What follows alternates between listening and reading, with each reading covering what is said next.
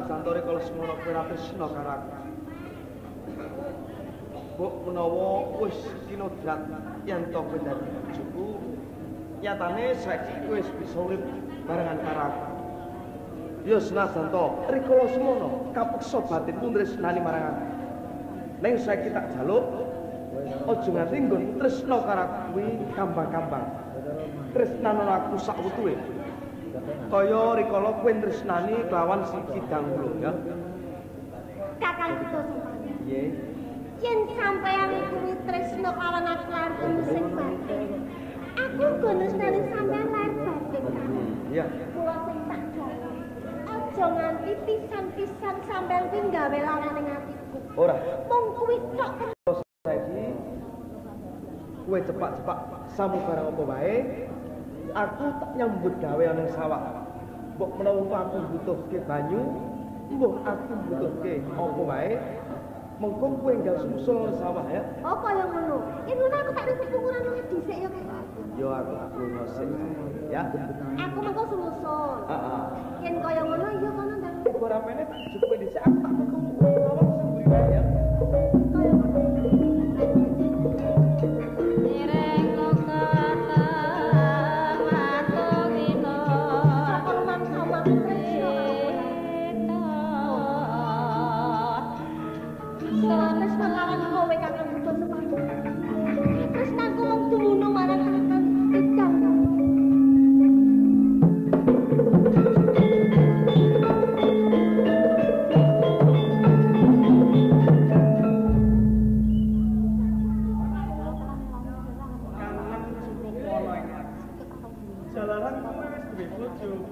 Kejaba nek kowe biyen durung duwe bojo cedhak ora apa-apa nanging saiki srawunge ayo padha sing ati-ati. Kangen tenane aku kepengin weruh. Kowe ngandhakake jare lara. Kowe lara apa? Aku lara. Isine mung kepengin ketemu karo sampeyan. Kurangane apa saben dina kowe dicedhaki bojo sing banget tok tresnani. Aku ora tresna karo Kakang Buto Sumpah. Aku nglakoni kabeh iki mau mergo kepeksa. Jalan aku wis kajamah kawanitanku. Saupama ora nglakon sing kaya ngono, ora bakal aku kepisan karo sampeyan. Lah ya perkara kaya ngono mbok wis. Kelakon sing wis kawure kuwi dilalekake. Najan to biyen aku lan kowe ana sambungan tresna nanging nyatane kowe saiki wis duwe bojo. Kakang Kidang Wulo. Ngerti ya marang kahanan. Suwe aku iki kepengin ketemu kawan sampeyan. Najan sampeyan ado saka aku. Nanging saka rumangsaku, sampeyan ki tansah cedhak ning sakjroning atiku, Kakang. Mula Kakang Kidang Wulo. Kangen rasane atiku kira sampeyan tak cedhak malah ora kuyen. Malah sampeyan rumangsa sia-sia kawan aku. Loro-loro rasane atiku Kakang Kidang Wulo. Dan kalau udah di pengaruh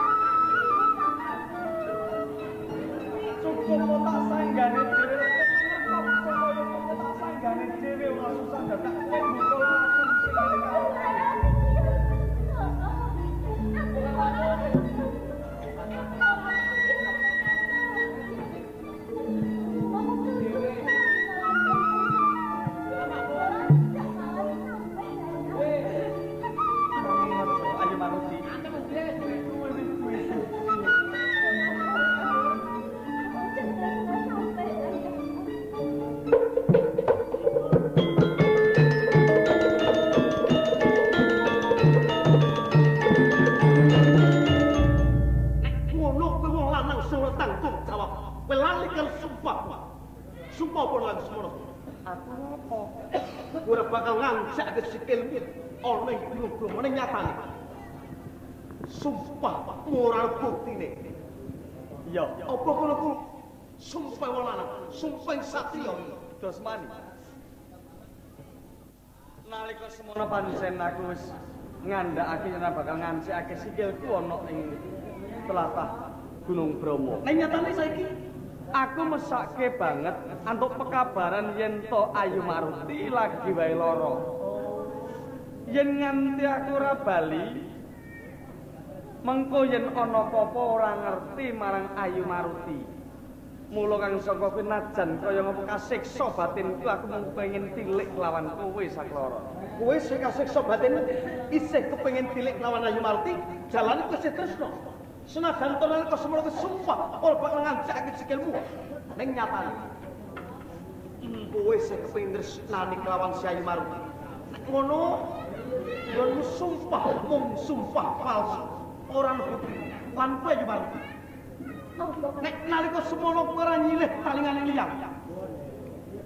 Kowe wis nampa aku. Senajan to kanthi kapeksa. Senajan to kanthi cara kang nesta, kowe gelem dadi bojoku.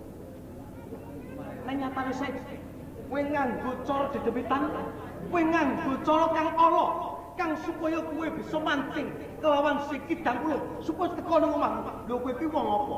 Kowe iki wong wadon apa kowe iki? Aja ndak nyeneni karo Ayu Maruti. Nek kowe isih tresno karo Kidang Kulung kondo. Lilo aku. Lilo kowe barengan kelawan Kidang Kulung. Semani. Ora sejatine wis ora ana rasa tresna kang kaya ngono kuwi. Maling kuwi senajan to kecekel kanthi bukti kang lok. Isih susela. Pindane karo kowe. Saiki cetha. Nek kowe ning omah wong loro karo bojoku, mongko aku lunga nyang sawah. Yo ning didulunge nek wong loro ning omah. Perkara kaya ngono kuwi dadak kowe nesu. Mesti wae nesu.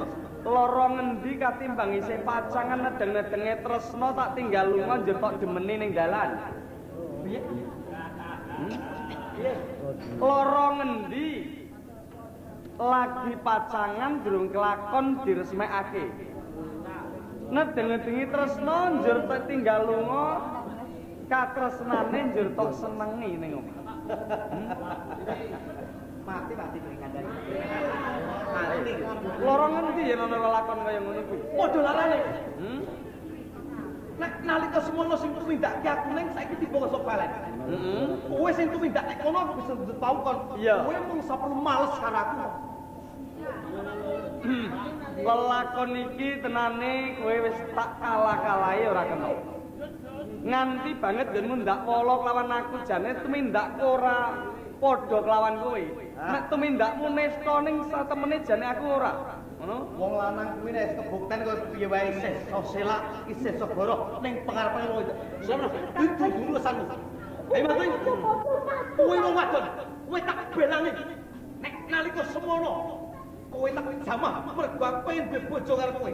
Nek ora, rene kowe saiki wis dadi tanggung jawabku. Kowe dadi bojoku. Kepriye wae kowe bakal tak belani kanthi tumite sing gedhe kaya ngono. Iki mau ora akan Kidang Kulung nanging aku. Kidang Kulung? Kowe minangka pepalang tunggonku bakal urip tentrem kelawan Ayu Maruti. Iya. Mula saiki kowe gelem tak pateni, ora gelem yo tak pateni. Seneng wis kapojo ing kahanan. Yen kaya ngene iki kelingan lakon kowe nalika nggonjak lawan Ayu Maruti sepisanan. Satemene aku arep wani lawan kowe ning ora mentolo. Aja nganti Gunung Bromo kanggo gegelutan. Ning saiki sing gawe dadakan ing perkara kowe, ayo tak enteni ucap kangkung.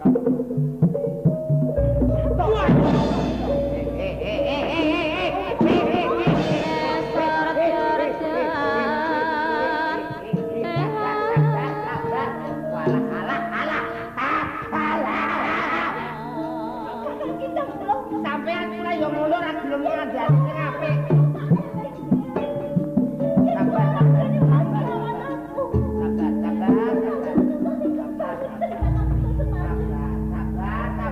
Wong perkara wedokane kok ngono. Pas-pas. Ning ya. Ayu Maruti iki bojoku. Iya, iya. Sak upamane kowe dadi aku. Nek bojomu Wis ning omah jerono wong lanang. Iya. Kok kowe ra nang omah terus piye rasane atimu piye? Iya lara. Ning sabar to. Mandi perkara teko tilik marang kawilujengane katimbang nalika biyen isih pacangan dheweke wis nglimpe wani merwasa kelawan Ayu Maruti loro ngendi? Ya kabeh. Iki ngene lho. Perkara wedok iku iso dirembug. Ngono. Dadi aja jepadu. Untunge apa wong mati. Iya. Untunge apa wong padu kok perkara kaya ngono wae. Dok sing rukun. Ayo.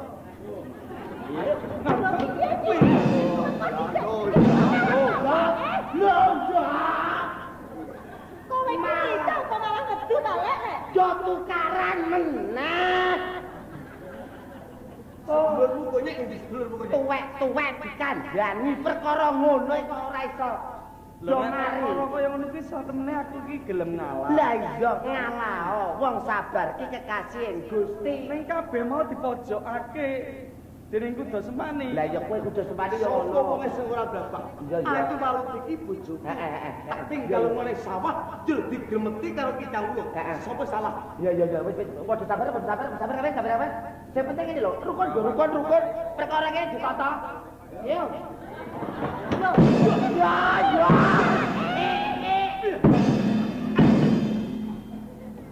Untung ora kena. Matane. Kok malah aku sing dijotosi. Lah sing kebangetan ki ya kowe jare misah malah tok du kok. Karepku ku ben rukun. Gusti, bae iki urusi tanduk yo. Lelakon iso dadine kaya ngene. Menamne iki sing keliru kowe. Aku tak rukutke. Nek biyen kowe ora gelem dingono. Dingono napa? Sik ta. Biyen ki aku ora ngerti. Kowe biyen kuwi nek ora gelem di Alah ngono nesu lho, Jok kowe. Dak ora ana kedadian kaya ngene ya. Saiki rampung ngono perkara iki. Perkara iki ora rampung yen ora aku temenan tadi. Lho, Kula kakang kowe bojoku kowe ya, Mas. yen kowe padha aku mergo perkara aku. Lha iki aku temenan tadi. Ayo. Ojo. Apa wis rampung? Nek njero kowe mati. Rampung. Ora bakal mati. Lan ora bakal rampung perkara. Ayo Maruti. Tulungi kalungkutan iki ana tangan. Nek nalika semono aku kuwi ora mrawasa marang kowe. Tak kira ora ana lakonke kowe mungkin. Lah ngono. Aku ngerti. Sumburing perkara iki aku wani gendak sikara kelawan kowe lan kakang Kicawung kang nalika semono lagi padha andul sih katresnan. Yo mergo sinurung krasa tresna marang kowe kang kok tampik satemah tuwuh rasa panggit-git kepengin mrawasa marang kowe. Kanggo panebus sing dedosanku saiki aku njaluk pamit. Aku wis pekane pamit.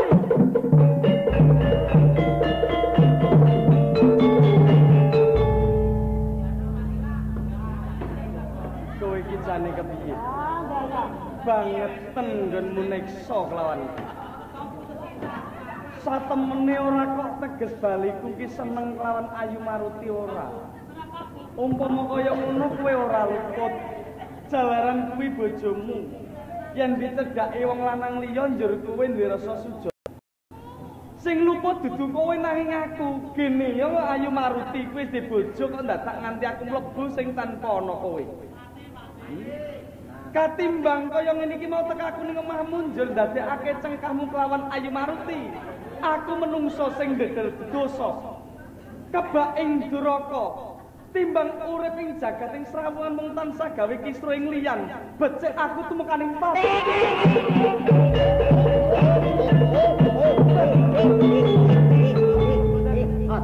Aja nek aja nek mati nek mati ku ora iso balik ya le sabar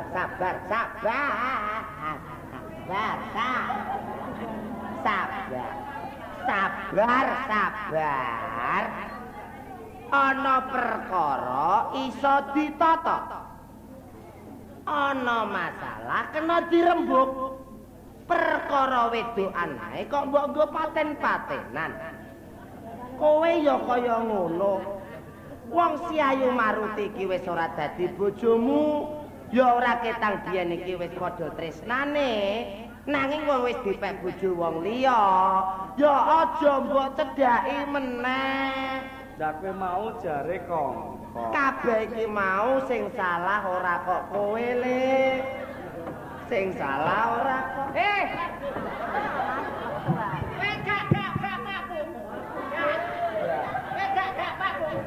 Gak Pak Bung.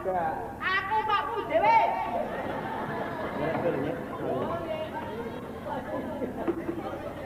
Kedadian iki ku pancen sing luput ora kok kowe. Ora kok kowe, Dok. Ora kok kowe.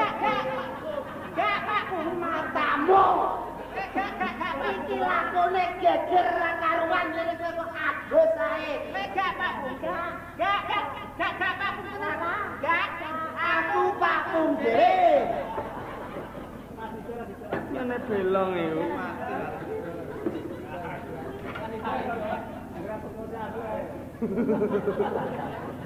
Wis to, Le.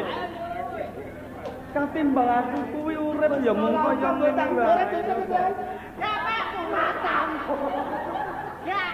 Iki aneh kok isimu rohmu mung kuwi tok iki piye to? Gak Pak Bung, gak Pak Bung. Ora. Gak. Ora. Gak. Aku Pak Bung dhewe.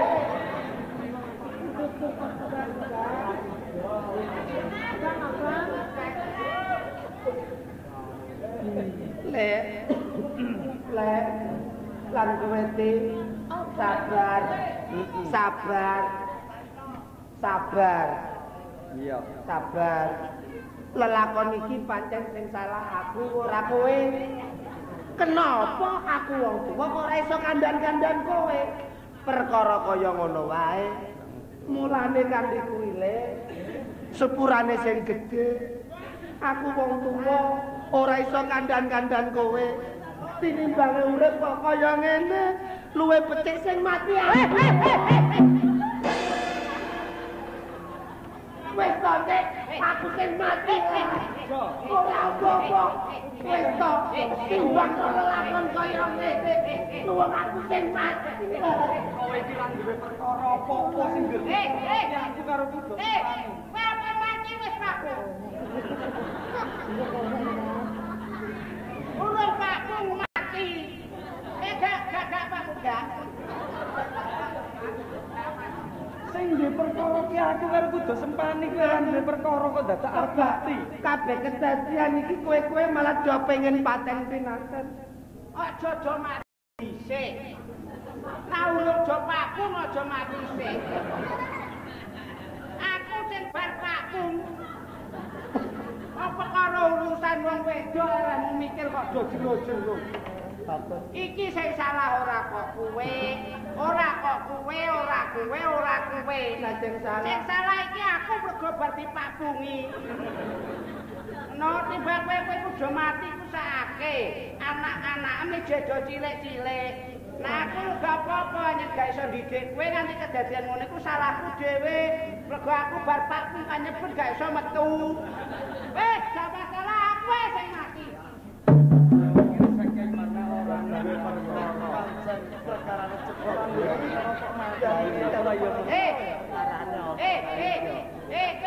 Gak Pak Bung. Matamu. Aku tampani. Tampani. Oh, tampani lho. Aja do mikir jero-jero akeh. Urusan mati ben mati sing tua-tua, sing nom-nom do mati, sing tuwa ben mati. Tampani ale tampani. Tampani. Gak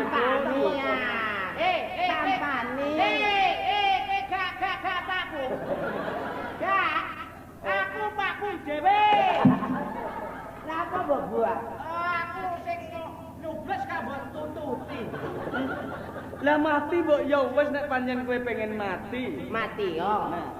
Aku kudu dicoblos ditampani nggon aku malah mbok tinggal batas. Aku ngadu ngono piye? Ya Ya ya modar mbok wis. Mah bar kalah 100. Ya, Ya wis, ngene lho Lek, kene lingkar-lingkar dirembuk perkara niki ben iso ndang tuntas, iso ndang rampung, kabeh ora ana sing cubriya antaraning siji lan sijine. Ngono, Kakang Dawu lho. kenapa? Ya saiki aku sing njaluk pangapura. Jenengmu ki sapa? Lali-lali. Kowe aja cedak-cedakku nek kesetrum ki. Gak aku ora andem kok. Nek aku teles ngono ya. Nah aku yo kena setrum bar pakung. Aja rese kowe. Aja rese Mas kowe Mas. Oh rese. Ya wis, dirembuk sing apik wong telu. Aku tak ngenteni ning jero omah. Tak apa sih? tak ngene lho.